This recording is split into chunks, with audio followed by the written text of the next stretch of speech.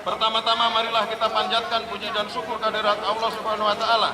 Tuhan yang Maha Kuasa, serta atas karunia-Nya kita dapat hadir dan berkumpul dalam rangka kegiatan sepeda santai memeriahkan hari ulang tahun ke-72